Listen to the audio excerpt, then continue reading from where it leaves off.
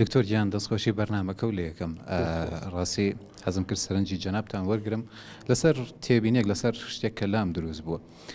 ئێمە وتمان لە گرتنەوەی ئەو شتانی کە منداڵ حەزی پێکە کە ئارەزووی پێکە شتەکەی لا مەنع بێ شتەکەی لا خۆشەویستە بێ وەزایدان ئەوەش ناتوانین کە خۆشەویستێکی زۆری بۆ دەرببڕین. ئەی باشە تربیەتە دروستەکە پەروەردە دروستەکە چۆن چۆنیەکەمە بتوانین ئەم کەسە یان ئەم منداڵە بەتەواوەتی هەست بە کەسایەتی خۆیکە بەتەواوەتی باوەڕێک بە کەسایەتی خۆیکە تاوەکۆیکە بتوانین گەشەیەکی تەندروستی هەبێ. و یەک ملاحەزەی تریش هەیە دکتۆر گیان، سەرنجی جەناب زانم بەلاوە گرنگە لەسەر جیاکردنەوەی ژووری منداڵ. ئایا هیچ خلافێکی تایە هیچ ناتەندروستیەکی تایە؟ و سپاسی جەناب دەکەم. دەستخۆش. زۆر سپاس کاک محەممەد گیان. وەڵا لەسەر بەشی یەکەم بەنیسبەت کەسێتی مناڵەوە نێوشێوازی دروست ئێمە ئەو توێژینەوانەی کراوە زاناکان هەمووی باسی 5 شێواز هەیە، باسی 6ەکە هەیە، باسی 7ەکە، بەڵام 5 شێوازی پەروەردەکردن هەیە کە پێویستە دایک و باوک شارەزایی هەبێ لە چواریان دوورکەوێتەوە بەس پێنجەمیان کات.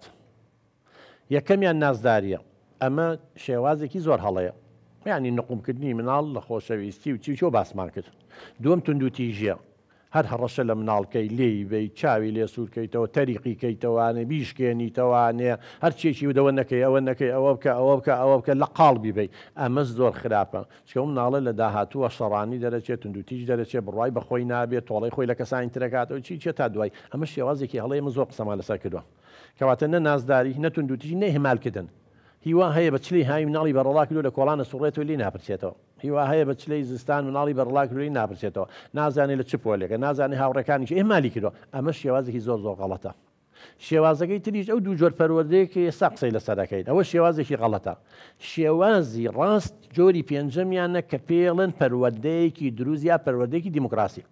واتە کاتێک مناڵەکانمان کارێکی باشەکە ئەبێ هەر هەمومان بەبێ جیاوازی دەستخۆشی لێ بکەین. ئافرین دەستخۆش، دانیەشوە دەستخۆش، شتێک هەڵەگرێتەوەی خاتە تەنەکەی خۆڵەکەەوە دەستخۆش، شتێکە دۆزێتەوە بۆمانێنێتەوە دەستخۆش، بانگیەکە نەڵێ بەڵێ دەست هەر شتێکی باشێکی دەستخۆش. طبیعەتی بەشەری جوایە، هەر کاتێک کارێکی کرد و دەستخۆشی و لێکرد دووبارەیەکات و سێبارەیەکات و چوار ئەبێ بەخوو لە لای هەر کارێکی خراپیشی کرد لی قبوڵ نەکەین. لی قبوڵ نەکرد مەبەستمەوە نییە لێ بیت و دارکاری بکەین، نا نوع من لە کتێبێکە بەنای ڕاستکردنەوە گۆڕنین ڕەفتار 25 شێوازی پەروەردەیی تایە کە لە معالمە بەکارێنێ دامانناوە. یەکێ لەوانە کە لابردن یاخود نەهێشتنی و شتێکە حەزی لێتی لی مەحرومەکە و شتێکی حەزی لێتی و جۆرێکە لە سزادان. حەزی لە ماڵی بابە گەورەیەتی ئەم مناڵانی ئەمان ناڵم چێکا شێرگۆ ڕێی لێک دەڵێ مادەم ئەوە کرد ئەوە بکەین ناو بە ماڵی بابە گەورە بێبەشکردنیەتی لە شتێ حەزی لێتی. زۆر شێوازمان هەیە، ئێمە لەستا بابەتەکەمان لەسەر ئەوە نیە، کەواتە شێوازی دروست ئەوەیە. بەڵام کێشەکە ئەوەی لێرە دوو تربیەتە هەر خراپە، نازداری هەر خراپە، توندوتیژی هەر خراپە، کەواتە شێوازی دوو ئەو کاتە ئەم مناڵە ئەزانێت چی هەڵێ و چی ڕاستە، ئەزانێت چی خراپە و چی باشە، ڕاست و چەپی خۆی ئەزانێ. ئەو کاتەی تر وردە و دە ڕۆژ لە دوای ڕۆژ ئێمە شتە جوانەکان نەخێنێ ناو کەسێتیەوە ئەبێ بەشێک لە کەسێتی ڕۆژ لە دوای ڕۆژ خۆ نازانێ ئەمە هەڵێ و ئەمە ڕاستە چوزانێ خۆ بە بۆ ماوە نییە. وردە وردەی تەکە زانی درۆکردن خراپە و لێما قوبوڵ نەکرد، تفکردن خراپە، غەشکردن خراپە، دزی خراپە، چیچی وردە وردەکە ئێمە لێما قوبوڵ نەکرد و شێوازێکی سزادانی بەڵام پەروەردەییمان لەگەڵا بەکانێ لی دوورەکەوێتەوە. ئینسانیش چیمانەوێ ژیان چییە؟ هەموو ئەدیانەکان و موینەکانەوەی شتی ڕاستکەوی لە شتی غەڵەت دوورکەوەرانە. ئەمە جۆری کەسێ. بەشی دووەم مناڵ لە چ کاتێکە تەبەن مناڵ جارێ هەتا 3 ساڵی ئەمە نابێت جیا بکرێتەوانێ، بەس لە 4 ساڵی 5 ساڵی کە چۆ باخچەی ساوایان ئەتوانرێ ژوورێکی خۆی هەبێ بەڵام بەمەرجێ نزیک دایک و باوکی بێ. مەسەلەن گوڵۆپێ لایتێک لایتە شەحنەکە بەوەی کە کارەبا بڕە خەبەری بێتەوە.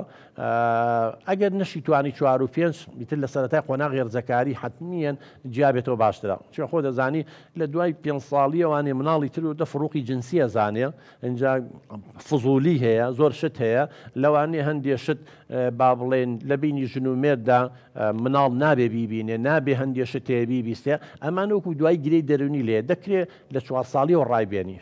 بەس مقل لەگەڵەوانی مناڵی ساڵە وەخت 2 ساڵ 3 ساڵ چیش نازانێ. لەگەڵەوەشە ئەگەریەوەی فێری ترس ببێ بتۆقێ لە تاریکی بتەچێت چیە تا دوایی